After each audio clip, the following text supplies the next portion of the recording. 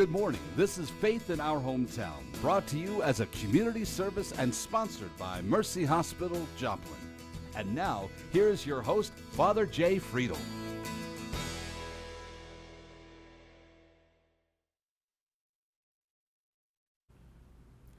Good morning and welcome back to Faith in Our Hometown. This is our weekly conversation among people of faith of the greater Joplin area, and so we're glad that you joined us this morning. I've kind of been thinking a little bit about the fact that we're in season 3 now of Faith in Our Hometown. Where does the time go?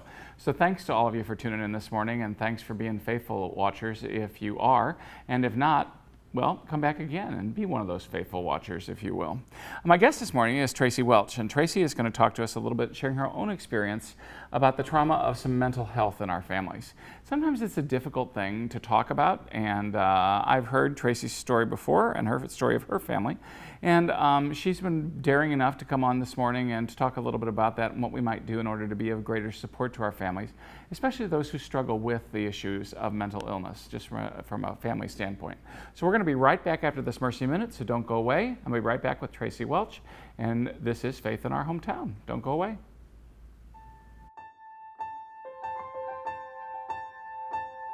The different bariatric surgical options here at Mercy Joplin includes laparoscopic Roux-en-Y gastric bypass, laparoscopic sleeve gastrectomy, and laparoscopic lap band placement. In addition, we also offer revisional laparoscopic surgeries for those patients that have had previous bariatric procedures but have had failures. The surgical procedure of choice will vary with different individuals, and so that's why our team will work with the patient on an individual basis to determine which procedure is the best fit for them. All 3 of the bariatric procedures that we offer here at Mercy Joplin have a long track record of proven safety and efficacy. The best procedure for the individual has to be a decision to be decided between the patient and the physician.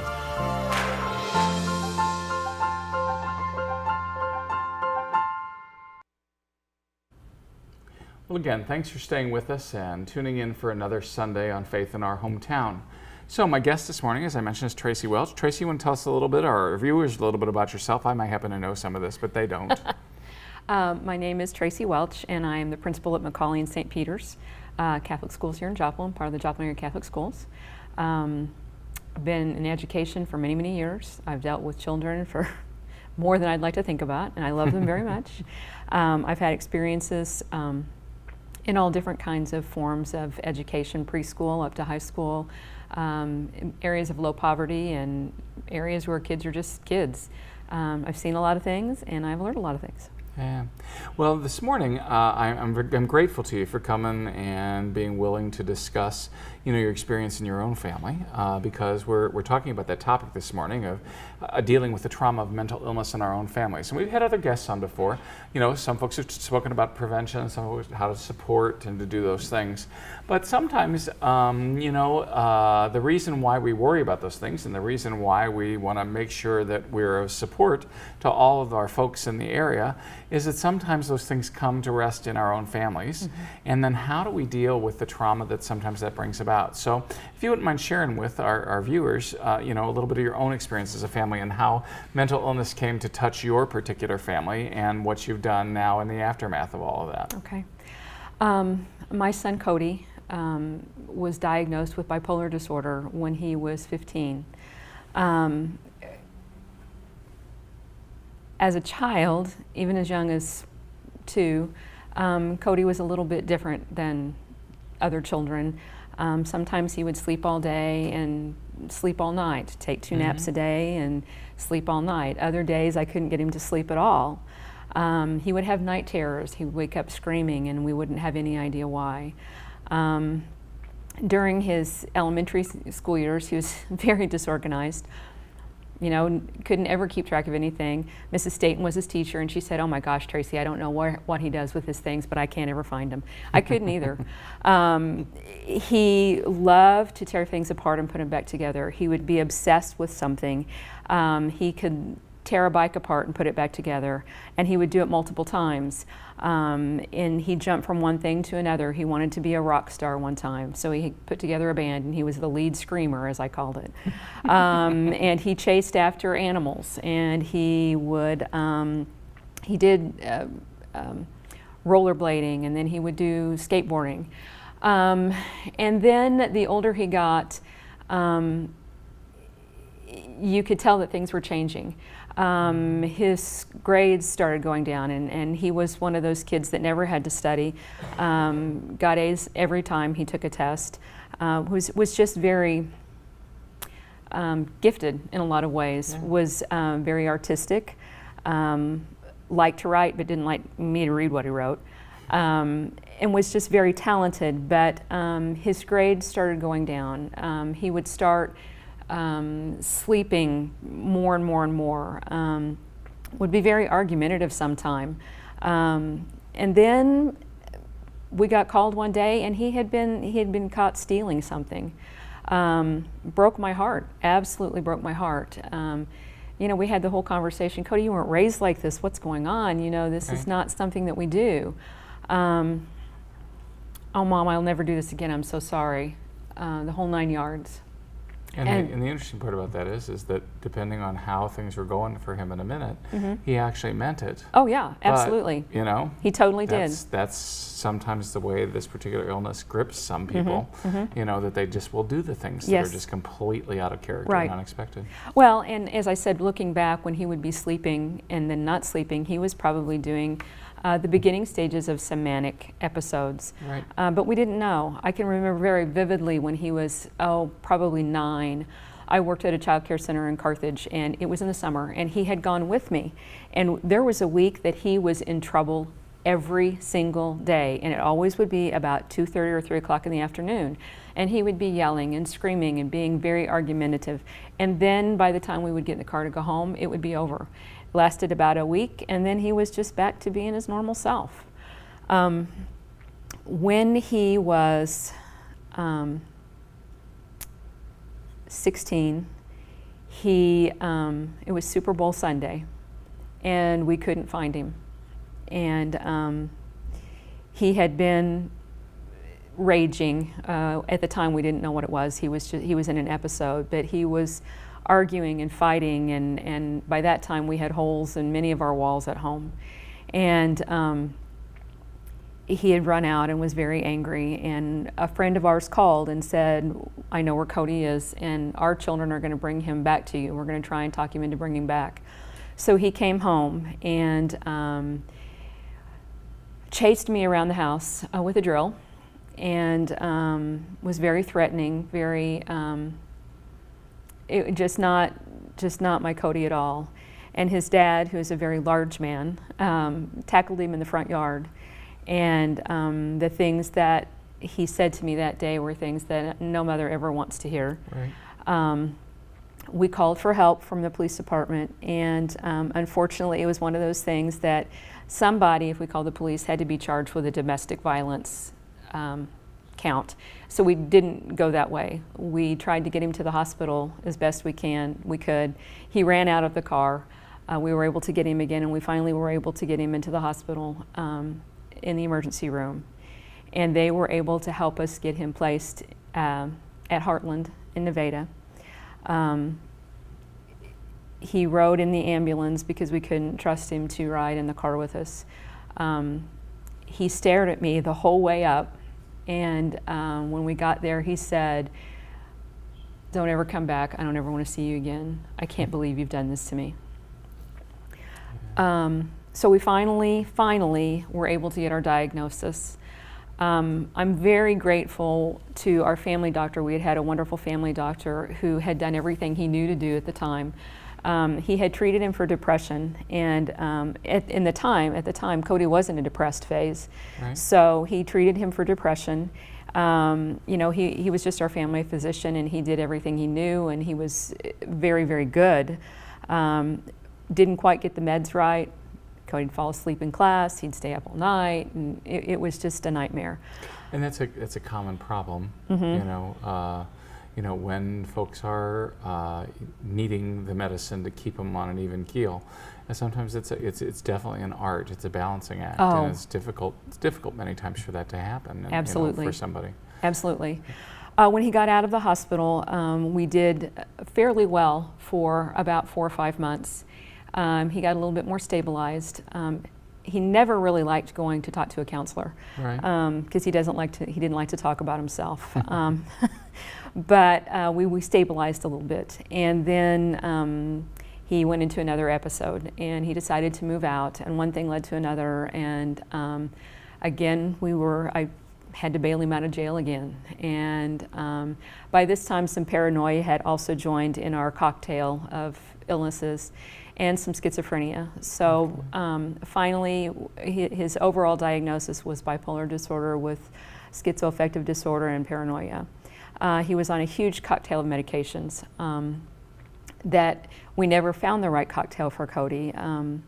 He was prescribed massive amounts of Xanax that you would think would, you know, kill an elephant, and he was still able to function without a lot of problem. He tried to work. He worked at all kinds of different places, restaurants and one thing or another, and his disease would get in the way, and he Sure. wouldn't be able to, you know, Mom, please call in for me, I can't do this. And all the time, we had so many friends and people who did not understand mental disorders and mental Right. health issues. Well, I and I mean, you know, when you look at a kid and you see him and everything looks normal, and you're just like, what's his problem? Oh, exactly. You know, and that it's so difficult because, you know, it's just like the brains are not wired the same way, and they're just, No. you know, and again, the combination of that cocktail of that you were talking about is supposed to help try to, you know, work on one part to do this and work on another part to do this, and then the other drug is supposed to do this, and it really is, it's kind of like, you know, experimental cooking It is. as much as it is pharmacology. I mean, Exactly, so- it is. Yeah. And when he was diagnosed, he was not. It was 10 years ago, more than 10 years ago, and brain development and brain disorders were not well understood at that time. They Right. still They aren't. still aren't. They Right, still exactly. aren't. And so a lot of the things that he was given were still very experimental drugs. And we think that this works very well for this, but we don't know that it does. Right. And they didn't want to ever put him on lithium, so we never started with that. And he just went through very many medications, and he had a very high tolerance to his medications. So we would go from the smallest dose to the largest dose that you could give anybody in about a 3-month period of time, and then it would stop working. And the other thing that people don't stop to think about this is the cost that goes along with all of that. Sure. There was a point that his medication charges were $1,200 a month. And so you still have other children to take care of, and you're going to think, okay, how do I pay this bill? And one thing leads to another. And then you have people who say, don't ever let your kid come over to my house again because they're just a pain in the ass. And so it's just... Can we say that on TV? I said it. I'm Okay, sorry. there you go. Yeah, I did. But anyway, it's just, you know, it was just one thing. We were so overwhelmed, very embarrassed at the time. We thought we'd done everything we could. Yeah. Well, Tracy, let me just, we're going to take a quick break here. Today we're talking about, you know, the trauma of mental illness in a family. And I thank you for coming in and sharing part of your story here. We're going to come right back to it. This is Faith in Our Hometown. Don't go away. You're watching Faith in Our Hometown on KSN TV, brought to you as a community service and sponsored by Mercy Hospital, Joplin.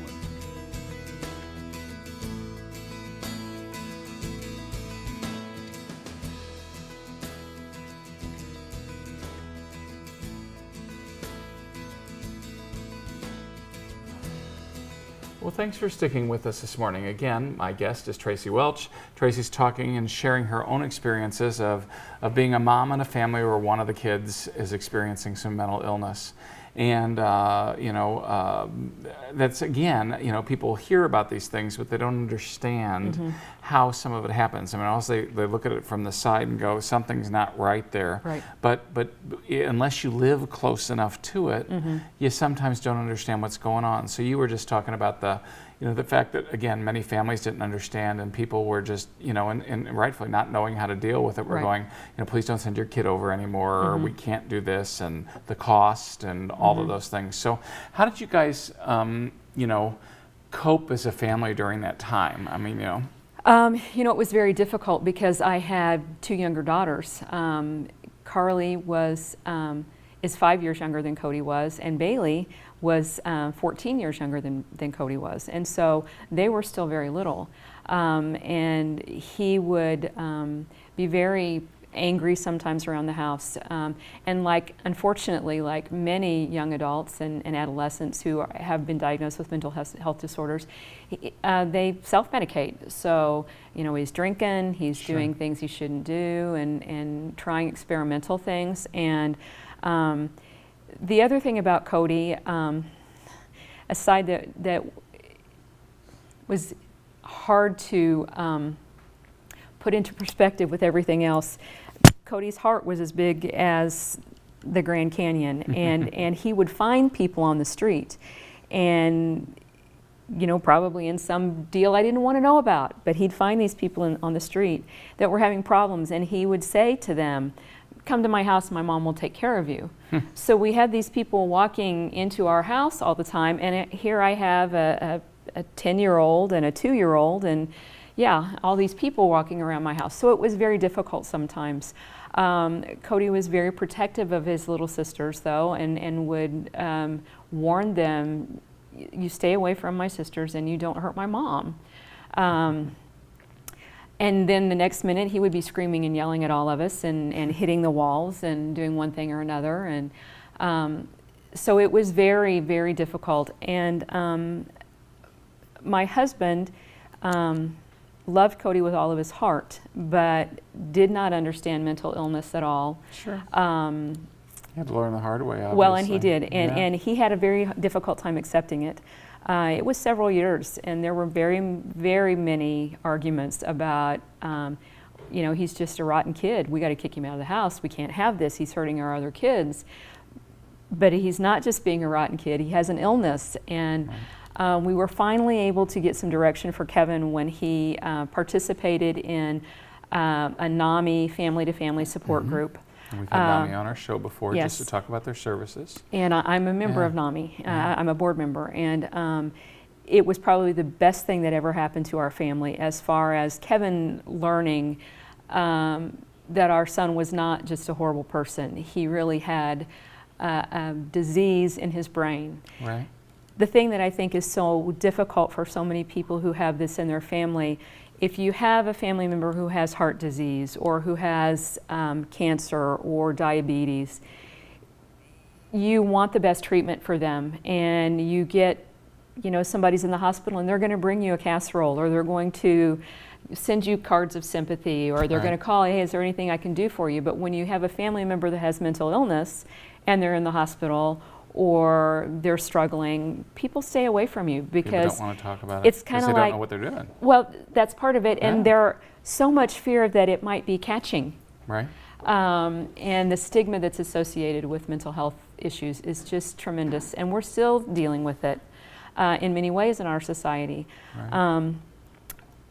One of the very bad side effects for Cody, his medications, one of them was for people who had seizure disorders, but it would help stabilize mood. But he had to take it in enough quantity that it rewired his brain so that if he did not take it like he was supposed to, which is extremely common for people with mental health issues, it would throw him into seizures. So, I got a call from his work one time that he had had a seizure at work. He was a fry cook. He hit the grill when he went down. Thank goodness it was not any worse than it was, but that was pretty much the end for us, realizing that Cody was never going to be able to probably hold employment on a regular basis. So then we tried to get disability for him, and that was a whole nother journey for us. We got to know the court system. We got to know the attorneys in town. We got to know the police department. One time he broke into somebody's apartment because he thought it was a friend's apartment. It wasn't a friend's apartment. So they beat him up. I mean, these people literally beat him up, and he had no idea where he was when he came down from his mania. And so I'm searching all over town for him. I mean, it was just, every time the phone would ring, you never knew what you were going to have on the other side, ever. The most difficult thing for me was when we would try and do things as a family. If Cody would join us at dinner and we could have a good conversation and a family conversation, it was very heart-wrenching in many ways for me, because he was there and he was Cody, but I knew that within the next few hours that he would be in a mania. Otherwise, he very rarely got out of his room. Self-care was totally gone. He didn't want me to see specific parts of his body or his personality. He'd given himself all kinds of tattoos. He was actually very gifted as an artist, and he wrote very prolifically. And he never would let me see those writings. In December of 2007, we were going to go to Chicago as a family. And at that particular time, he had been stable for a while. He had a couple of very good friends. He had a girlfriend that he loved dearly and was very good for him. And then his best friend, Hillbilly, who was equally good for him. And they had actually talked about moving out and getting an apartment. And we talked about the challenges that would bring and whether we thought he could do it, and we thought he would. And he was going to go with us on a family vacation to Chicago for Christmas. And at the last minute backed out because Hillbilly was going to start a new job. So he wanted to stay back and be a support system for Hillbilly. As before with many trips that we would take, we'd get phone calls numerous times during the trip. So I was always on the phone. You know, at that time, I don't know what I would have done without a cell phone, because that was his only way of being able to get in contact with me. And if I said I was going to be someplace at a certain time, and if I was 2 minutes late, he called me. "Where are you, Mama? Are you okay?" Anyway, in December of 2007, we went to Chicago, and he stayed home. And I talked to him the night before we were going to come home, and he was doing pretty well. He had broken up with his girlfriend, but they were okay. They were still on very good terms. And he said, "I love you, Mama, and I'll see you tomorrow." And I can remember telling him, "Please clean up your messes, and if you could sweep out the garage a little bit, I would appreciate it." And he said, "Okay, Mama, I love you." He never ended a conversation with me without telling me he loved me. That's a gift in and of itself. It is. On our way home, I called several times, and I could never get hold of him. And it would go to voicemail, or it would just ring. And we pulled in the driveway, and the garage door was open, and I knocked on the door, and there was no answer. I hesitated to go into his room because it was his sanctuary, and it was just very uncomfortable for him when I did that. And so I thought, okay, he's probably just sleeping, or he's maybe out with a friend. And so I went around my normal routine. I went to the grocery store, and I can remember this so vividly that night going to the grocery store. I picked up 4 bean burritos because that was his favorite midnight snack. And I can remember putting them in the cart thinking, I know he ate the last 2, so I've got to get two extras. And I got home, and I went into his bedroom because I could not rouse him. And your parents' instinct just kind of kicks in, and I was a little nervous. And so I went in, and he was laying on his bed, and he was breathing. His breathing was very shallow. He was very difficult to rouse. Mm-hmm. And I can remember thinking, I probably need to call an ambulance because this is probably not great. But then what he had told me before, Mom, if you ever put me in the hospital again, I will never forgive you. He had been in this kind of shape before, and he had been okay. He'd pulled out of it, so I thought, okay, I'm going to keep an eye on him. We'll be all right. And the next morning, when I went out to check on him, he was dead. Exactly the same place I'd found him before. Of course, I couldn't believe it. All right. I called Kevin. Kevin was like, I know you're wrong. And so he went out, and he wouldn't let me back in the room. And we called the ambulance, and they came and they confirmed it. Hardest day of my whole life. How do you tell your children that their brother's dead? How do you call your mother and tell her that her grandson is dead? In my mind, I had played out this scenario. Right. Because you never know, but it's not anything you ever want to play out in your mind, and you No. never expect it to be real. And I wish that with all the power that I had, that I could make it different. But unfortunately, that's the way that life unfolded for you and your family in this context. Hate to do this, but we're going to have to take a little bit of a break here. We're going to be right back after this Mercy Minute, and we'll wrap up for the morning.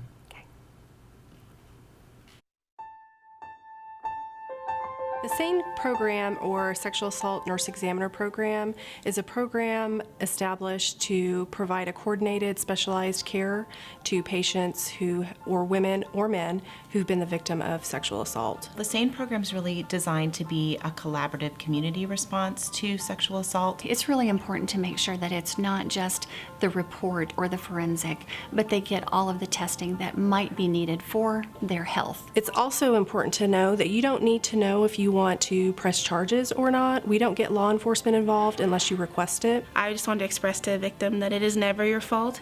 You always have the right to say no, and that it's your body. So if you say yes one time, it doesn't mean every time. I think it's important that sexual assault victims remember they've been victims of a crime, and crime victims do not pay for those services.